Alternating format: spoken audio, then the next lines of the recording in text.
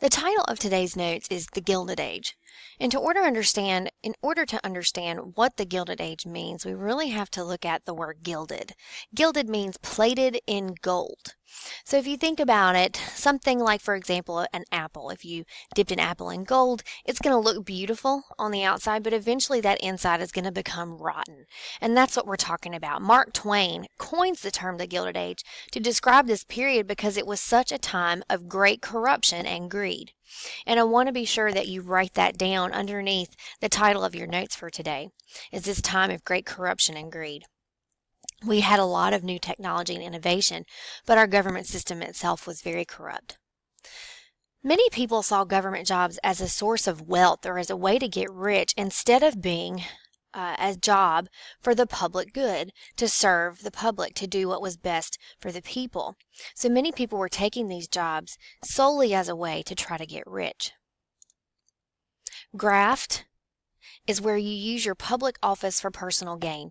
You use the fact that you have this government job to get whatever kind of perks you can. A kickback is where you're going to accept money and payments for either political favors or for maybe granting a government contract or something of that nature. And then just straight out fraud, where you are lying about whatever you need to get something done. You see here on the right that most people believed in this particular political cartoonist. I want you to note his name right here, Thomas Nast.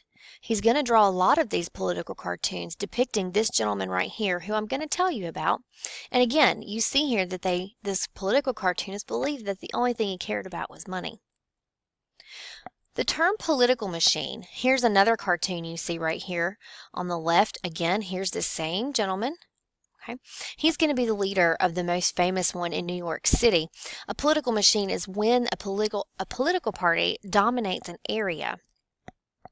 They do this through various ways. Patronage, which is another word for the spoil system. This is where, if you go all the way back to American One and Andrew Jackson, you remember this is where you're going to give a government job for political loyalty. So if someone has been loyal to you and helped you get elected, you would give them a job regardless of whether or not they were actually qualified for that job. So they are going to be able to do this through various means. The question is, why exactly did they allow all of this corruption? And that is because once a political boss gained power, they also controlled a lot of jobs and a lot of public services. And if you remember, most cities lacked all of those basic services like water, sewer, sanitation, fire. So what they would do is they would go to the poorest neighborhoods, promise those citizens that if they voted for them and got them in office, that they would return that favor by providing jobs, by providing security or like police protection in those neighborhoods, fire departments, trash pickup, things like that. And then they would vote for them, and then they did follow through on those promises, so it actually did work. And they continued to promise those to the bottom to get that loyalty. The Tweed Ring was the most famous, probably, political machine in the United States at the time, and this one was the Democratic Party that controlled New York City. It was known by the Tweed Ring, also by Tammany Hall. Tammany Hall was the actual building in New York City that this political machine operated out of. It was run by a guy named William Boss Tweed, was his name, and you do need to know that name, William Boss, quotes, Boss Tweed. And this one was known for a lot of graft and a lot of corruption.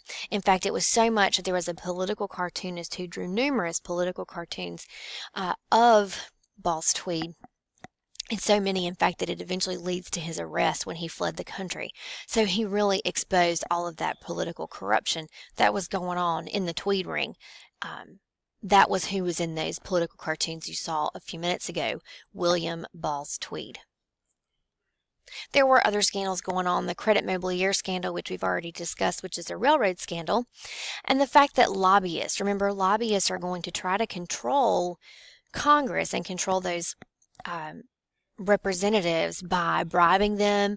They had a huge amount of money in order to operate out of, because those big monopolies and those big businessmen that we talked about were the ones who were running the show here. So they had a lot of influence when, again, public office or having a government job should be to serve the public and not the big businessmen. So remember, the patronage system or the spoil system is going to put people who are not necessarily qualified into jobs that they were not qualified to perform.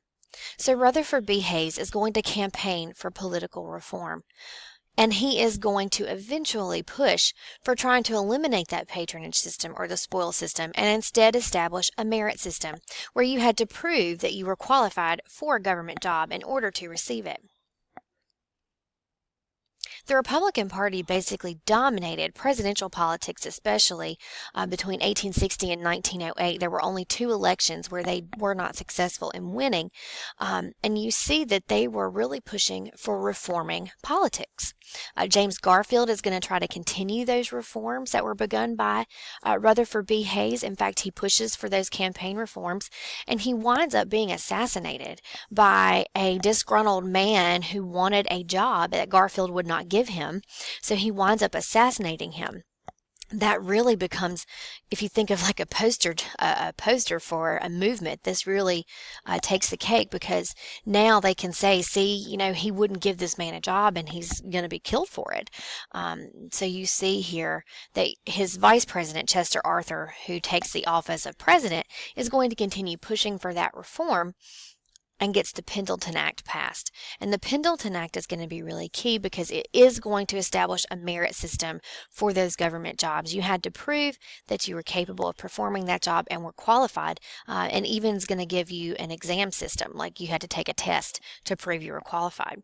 So we do see success with the Pendleton Act in trying to reform the political system.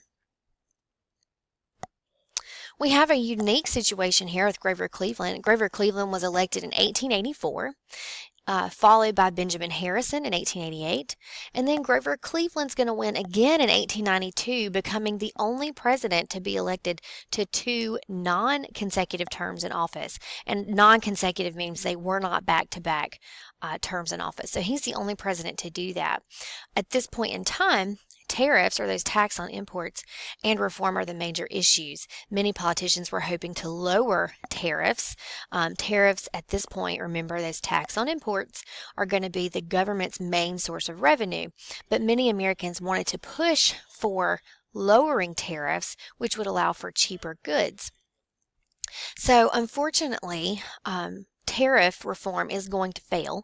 When the McKinley tariff was passed, it was the highest tariff our country had seen at that point.